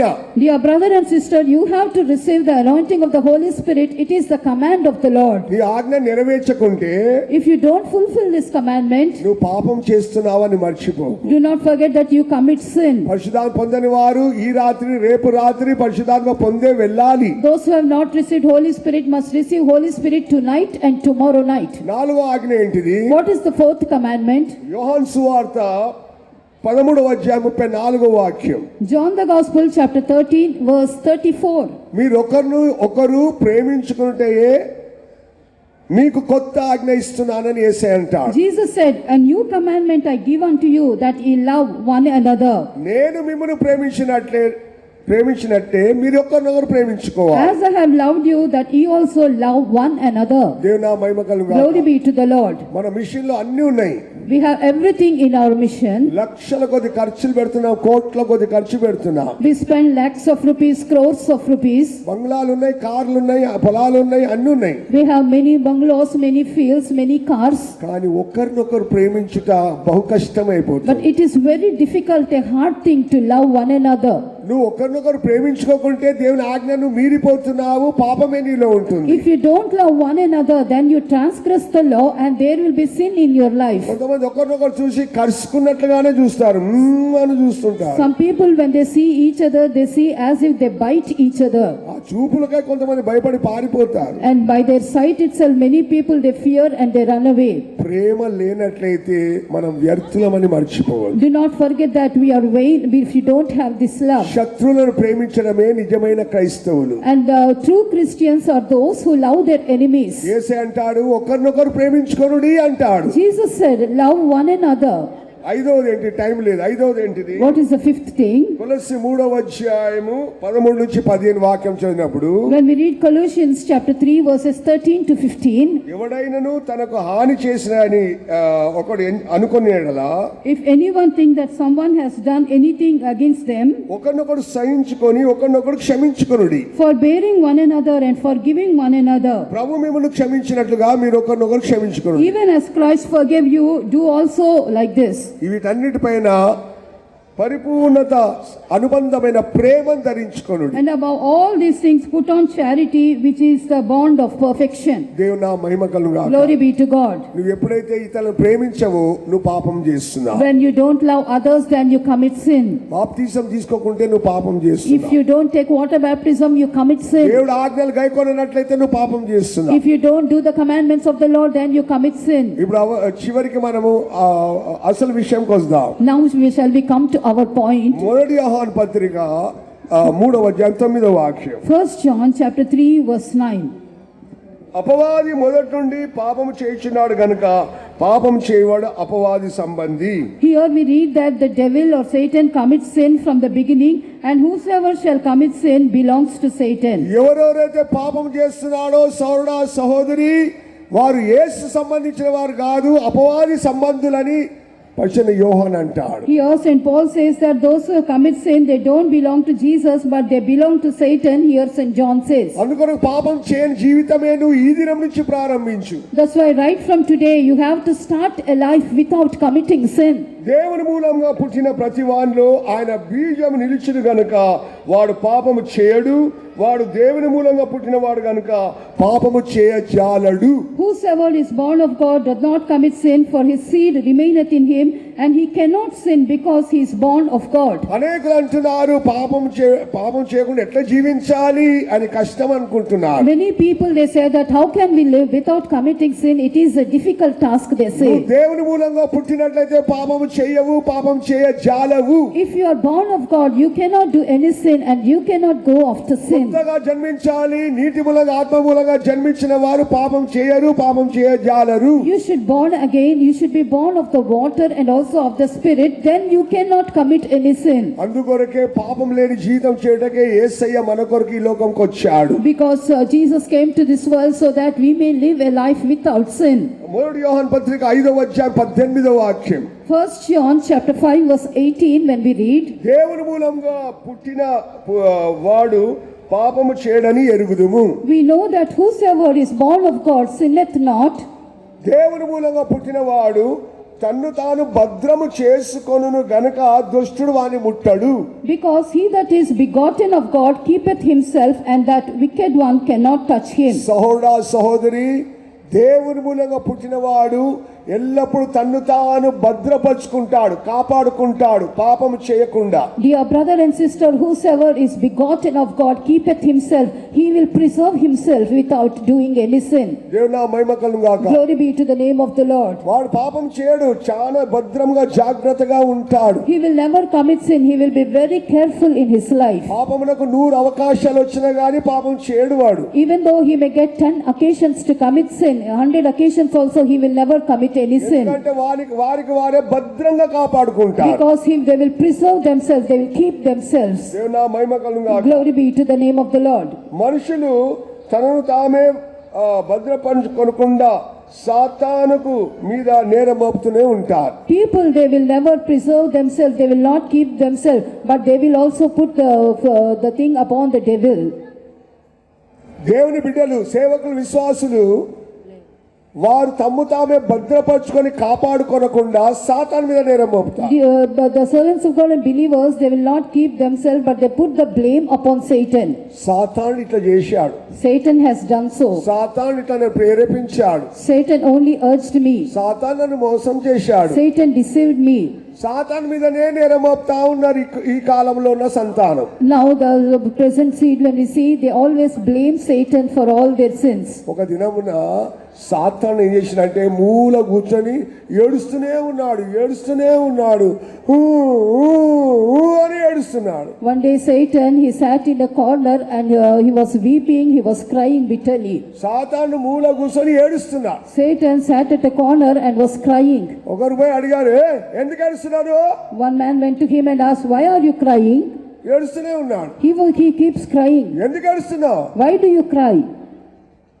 ఈ మనుషులు దేవుని బిడ్డలు అంటారు, క్రైస్తవులు అంటారు, వారు తమ్ము తాము కాపాడుకోకుండా ఇష్టానుసారంగా పాపం చేసి చివరికి నా మీద వేస్తున్నాడు, సాతానుడు నా మీద వేస్తున్నాడు అని వాడు ఏడుస్తున్నాడు. And he said that these people, these children of God, they live as they like, they do all kinds of sin, and at last they put the blame upon me. They said, Satan has done so, Satan has urged me, everything they put upon me, and because of that I am weeping, he said. నేను వారిని ఏమనలేదు, కానీ వారు కాపాడుకోలేదు, భద్రపరచుకోలేదు, కానీ సాతాను ఇట్లా ప్రేరేపించాడు, సాతాను ఇట్లా అన్నాడు, నా మీద ఏడుస్తున్నారని వీడు ఏడుస్తున్నాడు. I cannot say anything, but they did not preserve themselves, they did not keep themselves from committing sin. They have done everything and they put the blame upon me, and because of that now I sit and cry. సోదరా సోదరి, నువ్వు పాపం చేత ఈడవబడి, ఇచ్చల చేత దురాశ చేత ఈడపడి నీ యొక్క జీవితంలో పాపం చేయాలని ఒక ఆశ శరీరమును అమ్మేసి పాపం చేసి వాడి మీద పెడితే లాభం లేదు. నీ జీవితం భద్రం చేసుకోవాలి, అదే పరిశుద్ధ జీవితం. Dear brother and sister, there is no use of putting the blame upon Satan, but you are drawn by your own affections and lusts, and you are drawn all by the sinful natures, and after that you don't preserve yourself, don't keeping yourself. సమయం లేదు కనుక పాపం లేకుండా నువ్వు ఎలాగ జీవించాలనేది ఇప్పుడు ఒక 5 విషయాలు చెప్తా, నేర్చుకోవాలి. Now you have to learn 5 things that how can we live a life without sin. పాపం లేకుండా నువ్వు ఎట్లా జీవించగలవు? How can you live a life without sin? ఎలాగ నీకు సాధ్యం అవుతుంది? How it is possible to you? మొట్టమొదటిది ఏంటిది? The first thing is కీర్తనలు 42వ అధ్యాయం 2 వాక్యాలు. Psalm 42 verses 1 and 2. ఆయన ముఖం చూడాలని నీకు ఆశ ఉండాలి. You should have a desire to look at his face. దుప్పి నీటి వాగుల కొరకు ఆశించినట్లు దేవా నీ కొరకు నా ప్రాణం ఆశపడుచున్నది. Here he said that the heart panteth after the water, so my soul panteth after thee. నా ప్రాణము దేవుని కొరకు తృష్ణగొనుచున్నది. My soul panteth for my God. జీవం గల దేవుని కొరకు తృష్ణగొనుచున్నది. My soul thirsteth for God, the living God. దేవుని సన్నిధికి ఎప్పుడు వచ్చేదను? When shall I come and appear before God? ఆయన సన్నిధిలో నేను ఎప్పుడు కనబడేదను? When shall I appear before his presence? ఇది కీర్తనకర్త కన్నీళ్లతో ప్రార్థన చేసి తృష్ణగొని దేవుని యొక్క ముఖం వెతుకుతూనే ఉన్నాడు. Here we see psalmist, he has a longing to see the face of God, and because of that he has a thirst, he panteth for God. ప్రతి దినం నువ్వు దేవుని చూడాలా, దేవుని వెళ్ళాలి, దేవుని సన్నిధిపై చేరాలి, పరలోకం పోవాలనే వారికి పాపం చేయరు. Every day when you have a thirst like this to see God, to appear before God, you will never commit sin in your life. లోకంలో ఉన్న వాటి గురించి నీ తృష్ణ ఉంటే సినిమా చూడాలా, కార్టూన్ చూడాలా, వాట్సాప్ చూడాలా, యూట్యూబ్ చూడాలా, ప్రతి విధములైన పాపములు చూడాలని నీకు ఆశ ఉంటే నువ్వు ఎలాగ పరలోకం పోతావో తెలియదు, కానీ చివరికి పాపంలోకి చోటిస్తావు. If you have a thirst and longing for the world, always you have a thirst to see at YouTube or Facebook and other kinds of WhatsApp, and how can you appear in the presence of God? How can you be caught up at his coming? మోషే దేవుని ముఖం చూడాలని ఆశపడ్డాడు. Moses has a desire to see the face of God. దేవుడు అన్నాడు, నా ముఖం చూసి ఎవడు బతికినోడు లేడన్నాడు. But the Lord said, no man has seen me, and he lived. కానీ ఆయన వెనుక భాగం నుంచి ప్రభువును చూశాడు. But he saw him by the rear side. అలాగునే మన జీవితంలో పౌలు ఏమంటాడు Philippi 1:23లో, When we turn to Philippians chapter 1 verse 23, నేను వెలుపై క్రీస్తుతో కూడా ఉండవలని నాకు ఆశ ఉన్నది. and he said that I have a desire, I live here and I go to the Lord. ఆశ ఉన్నవారు, దేవుని ముఖం చూడాలి, పరలోకం వెళ్ళాలని ఆశ ఉన్నవారు పాపం చేయరు అని. Those who have a desire to be with God, those who have a desire to see the face of God, to reach heaven, can never commit sin. కొలస్సీ 3:3 వాక్యంలో చూసినట్లయితే, When we turn to Colossians chapter 3 verses 1 to 3, మీరు క్రీస్తుతో కూడా లేపబడిన వారైతే if we then be risen with Christ, పైనున్న వాటిని వెతుకుడు గాని భూ సంబంధమైన వాటిని వెతుకకుడి.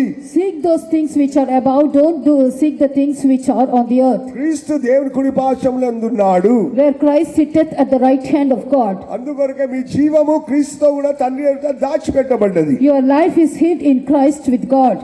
ఎల్లప్పుడు ప్రభు ముఖం చూడాలి, ఎల్లప్పుడు పోయి పరలోకం చేరాలి, పైనున్న వాటినే వెతుకుతుండాలి. అటువంటి వారు పాపం ఎన్నడూ చేయరు. Those who have desire always to appear before God, to see, to go to heaven, they will never commit sin in their life. Hebrew 12:3 వాక్యంలో చూసినట్లయితే, When we read from Hebrews chapter 12 verses 1 to 3, విశ్వాసం కర్తవ్యాన్ని కొనసాగించి యేసు వైపు చూస్తూ పందె రంగంలో ఓపికతో పరిగెత్తారు. let us run with patience the race that is set before us, looking unto Jesus, the author and finisher of our faith. సులుల చిక్కుల పెట్టు పాపములు భారములు తొలగించుకుంటారు. And they will leave all sin and all kinds of sin that besetting them.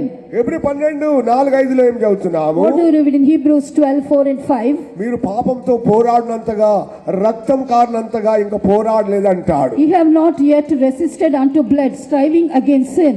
దేవుని చిత్తం చేసేవారు ఎన్నడూ పాపం చేయరు. Those who do the will of God will never commit sin. అది కీర్తన 143:10 చదువుతున్నాం. We read that in Psalm 143 verse 10. నీవే నా దేవుడవు, నీ చిత్తానుసారంగా ప్రవర్తించడం నాకు నేర్పించుము. You are my God and teach me how I should do your will. 1 Thessalonians 4:3-7 వాక్యం చదివినప్పుడు, When we turn to 1 Thessalonians chapter 4 verses 3 to 7, దేవుడు అంటాడు మీరు పరిశుద్ధులుగా పిలువబడ్డారు, the Lord said here, you are called unto holiness. జారత్వమునకు దూరంగా ఉండుడి అంటాడు. That's why you go away from adultery. దేవుని చిత్తం చేసేవారు పాపం చేయరు. Those who do the will of God, they will never commit any sin. అందుకొరకు హెబ్రీ 9:27-28 ఏం చదువుతున్నాము? What do we read in Hebrews chapter 9 verse 28? పాపం లేకుండా కనిపెట్టు వారి నిమిత్తమే యేసయ్య రెండోసారి వస్తున్నాడు. Jesus is going to appear for the second time, those who look ardently for him without sin. వారు ఆ మార్గంలో నడుచుచు పాపము చేయరు అంటున్నాడు. Here it is said that they walk in his ways and they don't commit any iniquity. అందుకో సోదరుడా సోదరి, ఒక పాపం లేని జీవితమే ఈ కొత్త సంవత్సరంలో నువ్వు ప్రారంభించు. That's why in this new year you start a life without sin. నా దేవుని దగ్గర ఎంతోసేపు ఏడ్చొచ్చాను, ప్రభువా నేను ప్రసంగం చేయడం నాకు ముఖ్యం కాదు, నేను ఆ జీవితంను పరిపూర్ణంగా పర్ఫెక్ట్ గా చేయాలి. I prayed with tears and I cried in the presence of God before coming here. It is not a great thing that I preach to others, but I should live a life without sin.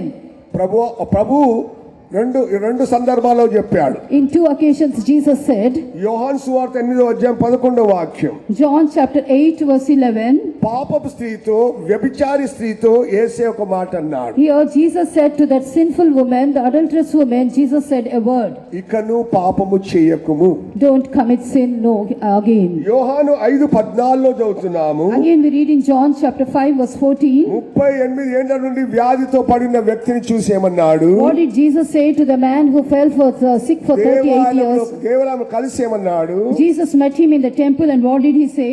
ఇక ఘోరమైన సంభవం నీ రాకుండా ఇకను పాపం చేయకు. Jesus said, sin no more, lest a worse thing happen unto you. యేసే నిన్ను ఎందుకు రక్షిస్తున్నాడు? Why did Jesus save you? యేసే ఎందుకు నీ పరిశుద్ధ జీవితం ఇచ్చాడు? Why did Jesus give you a holy life? ఇకను పాపము చేయకుండా జీవించడానికి. You should commit sin no more. అందుకని సోదరుడా సోదరి, వ్యాధి నీ జీవితం వచ్చినా గానీ ప్రభు స్వస్థపరుస్తాడు, గాని స్వస్థపడిన తరువాత నువ్వు పాపం చేయకుండా జీవించాలి. But if you fell sick, Jesus will heal you. But one thing is that after you are healed, you should commit sin no more. ఈ పాపములు క్షమించాడు, పరిశుద్ధపరిచాడు, నీతిమంతునిగా మార్చాడు. The Lord has forgiven your sins, sanctified you and has made you righteous. ఆ వ్యభిచార స్త్రీతో అంటాడు, ఇక నువ్వు పాపం చేయకు, చేసిందేమో చేశావు, ఇక నువ్వు చేయకు. You have done some evil thing to that adulterous woman, but the Lord said sin no more. ఈ కొత్త సంవత్సరంలో అదే తీర్మానం నీకు ఉండాలి. You should have the same determination in this new year. వారు ఆయన మార్గంలో నడుచుచు ఏ పాపమును చేయరు. They shall walk in his ways, they will do no iniquity. పాపం లేని జీవితం చేసేవారి నిమిత్తమే యేసయ్య త్వరగా వస్తున్నారు. Jesus is going to appear quickly for those who do a life without sin. ప్రభు త్వరగా వస్తున్నారు. Jesus is coming soon. ఇలాంటి పాపం చేయని వారి కొరకే He వస్తున్నారు. is coming to those people, those who commit no kind of sin. ఈ కొత్త సంవత్సరంలో తీర్మానం చేయాలని You have to make a decision in this new year. అందరూ కూడా మోకరించండి. Every one of you kneel down. ఒకసారి వాక్యం ధ్యానించు. Once you meditate this word of God, పాపం లేని జీవితం చేయటకే మనం పిలిచాడు. the Lord has called us to do a life without sin. పాపం లేకుండా కనిపెట్టు వారి కొరకే యేసయ్య వస్తున్నాడు. Those who ardently wait for the Lord without sin, Jesus is going to appear for ఈ them. రాత్రి నువ్వు తీర్మానం చేయాలి. This night you have to make a determination. యేసయ్యా పాపం లేని జీవితం చేయడం నాకు సహాయం చేయి. Jesus, help me to do a life without sin. పాపం లేని ఒక జీవితమును చేయుటకు ఈ సంవత్సరం నాకు కృప దయచేయి. Lord, grant me thy grace this year so that I may live a life without ఈ sin. 7 మార్గంలో నడుచుటకు నాకు కృప దయచేయి. Lord, grant me grace so that I may walk in the 7 ways. పాపం లేకుండా నీ కొరకు కనిపెట్టుటకు నాకు ఈ సంవత్సరము సహాయం చేయి. Lord, help me this year so that I may wait for you without committing any sin. అందరు నోరు విప్పి ప్రార్థన చేయండి. Every one of you open your mouth and pray. అందరు నోరు విప్పి ఏడవండి. Open your mouth and weep and cry. ప్రభువా పాపం లేని జీవితం నాకు ఈ సంవత్సరం దయచేయి. Lord, grant me a life without sin this year. నోరు విప్పి ప్రార్థన చేయాలి. Everyone open your mouth and pray.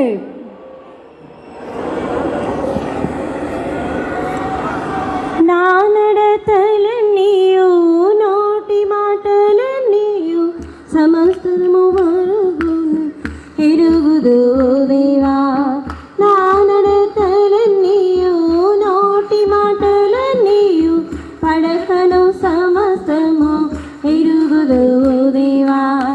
పరిశుద్ధ ప్రవర్తన నాలో రూపించి పరిశుద్ధునిగా మార్చుము నీవలేను.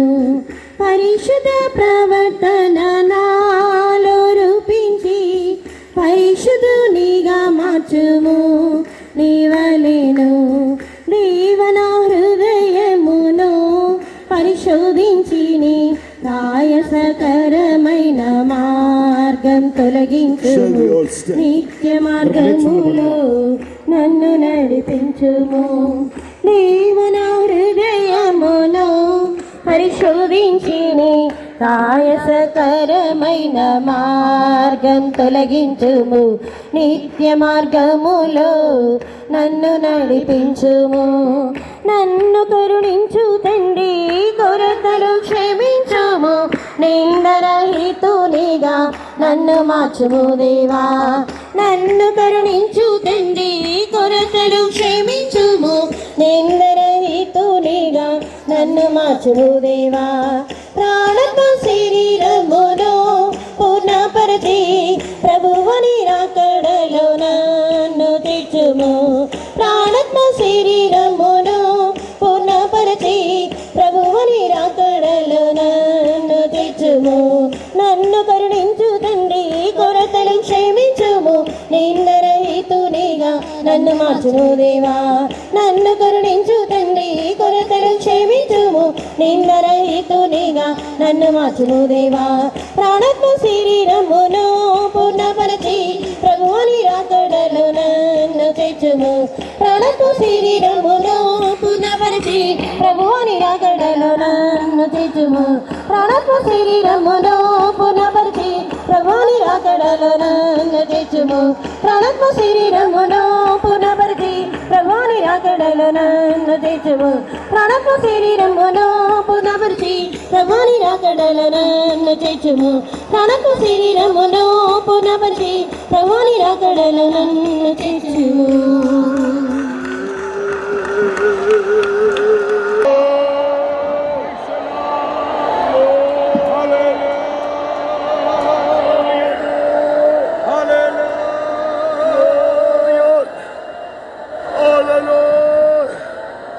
That we may be those walking in the way of life, that we may be those walking in that holy way. మనం జీవ మార్గం నడుచు వారముగాను పరిశుద్ధమైన మార్గం నడుచు వారముగాను ఉండాలి. That we may be those walking in that straight or the narrow way,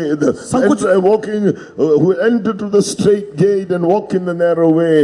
మనము సంకుచితమైన మార్గం నడుచు వారముగా ఉండుకు నిమిత్తమై పోరాడు వారముగా ఉండాలి. That we will be those who seek the good way and walk in it and walk in the way of righteousness. మనము మంచి మార్గములో నడుచు వారముగా ఉండి నీతి మార్గం నడుచు వారమై ఉండాలి. That we will be the people who will walk in the King's highway and also in that everlasting way and be found without sin to meet our Jesus when he comes in his glory and be found in Zion and New Jerusalem.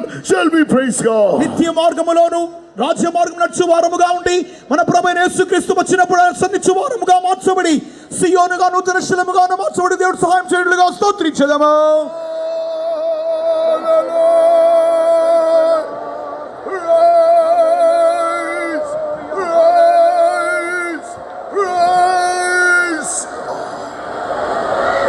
Amen. Let us pray.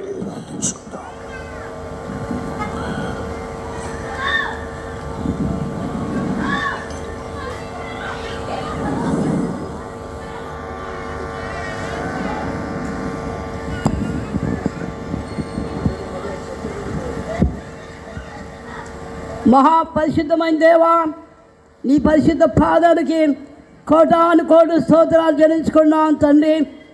యేసయ్యా, మీరు మమ్మల్ని ప్రేమించి నాయన యేసయ్యా 2024 సంవత్సరంలో మరొకసారి మమ్మల్ని సజీవులక నుంచి నాయన ఈ ప్రజలను దేశంలో మమ్మల్ని ప్రేమించి ఈ యొక్క మంచి నాయన కన్వెన్షన్ మాకు ఇచ్చినందుకు మీకు స్తోత్రం. స్వార్థ గుడాలు దయచేసినందుకు మీకు స్తోత్రం. యేసయ్యా, మీకు స్తోత్రం తండ్రి. కరుణ గల దేవుడు, కనికర గల దేవుడు, జాలి గల దేవుడు, గొప్ప దేవుడు, సర్వాధికారి, సర్వశక్తివంతుడా, భూమి ఆకాశాన్ని సృష్టించిన సృష్టికర్త అయిన యేసయ్యా ప్రభువా, మీరు మమ్మల్ని సృష్టించింది నాయన నాయన ఒక పరిశుద్ధ జీవితం చేయడం కరికే మమ్మల్ని నాయన సత్యంలోకి నడిపించా ప్రభువా. గొప్ప దేవుడా, మీకు స్తోత్రం.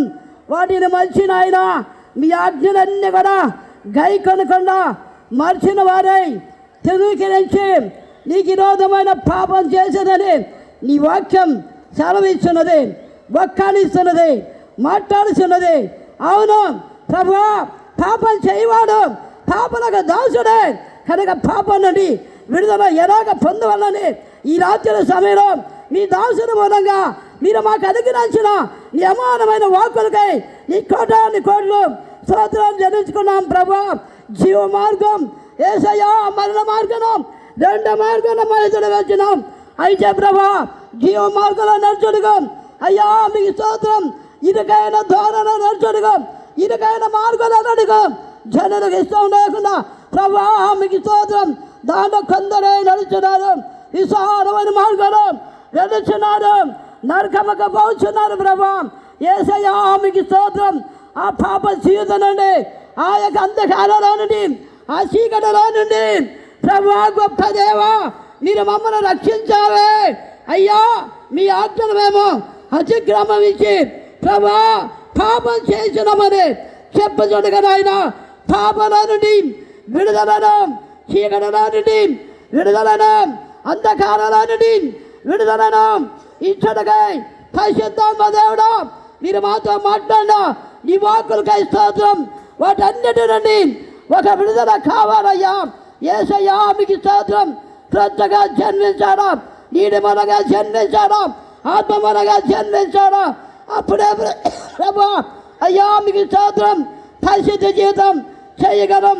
అయితే ప్రభా లోకం సాతాను ఈడ్చుకొని పోతున్నది. పాపను నీడమనే తాగుచు పరిగెత్తుతున్న జనని మధ్యమై యేసయ్యా మరొకసారి పరిశుద్ధముగా మాతో మాట్లాడుతున్నాం. మేము పరిశుద్ధంగా జీవించవాలనే, మంచి మార్గంలో నడవాలనే, నీతి మార్గంలో జీవించవాలనే ప్రభా మీరు కోరుతున్నారు. అలాగే మేము జీవించినప్పుడు నిశ్చయముగా నీతో కూడా మేము కనబడదాం. శరీరంలో శ్రమ పడి దేవుని దయచే నాయన శరీరంలో శ్రమ పడినప్పుడు ఏమాత్రం పాపనకు చోటు లేనే లేదు. అయితే ప్రభా భక్తిగాను నీతిగాను పరిశుద్ధ చేసేటట్టుగా ఈ దినంలో మీరు మాకు సహాయం చేయండి. ప్రేమ కలిగి ఒక్కరినొకరు ప్రేమతో సంపూర్తిగా సహాయం చేయండి. పైన వాడినే ఎదుటికి సహాయం చేయండి. పైన యేసయ్యా నీతిగా భక్తిగా పరిశుద్ధంగా ప్రభావం జీవించండి. నిన్ను ఎదుర్కొన్న భాగ్యం దయచేయండి.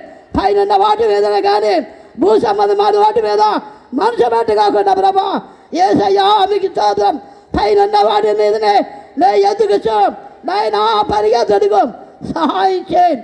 గొప్ప దేవుడా సర్వోన్నతుడా ఆజ్ఞాతిక్రమమే పాపం మనుషుడు ఆజ్ఞాతిక్రమించి పాపం చేయడం వల్ల ప్రభా తోడలని వెళ్ళగట్టినాం కనుక ప్రభా మమ్మల్ని పరిశుద్ధ మార్గాలన్నీ నాయన సంఘాలన్నీ వెళ్ళిపోకుండా ప్రతి ఒక్కరు కూడా కాపాడండి, భద్రపరచండి.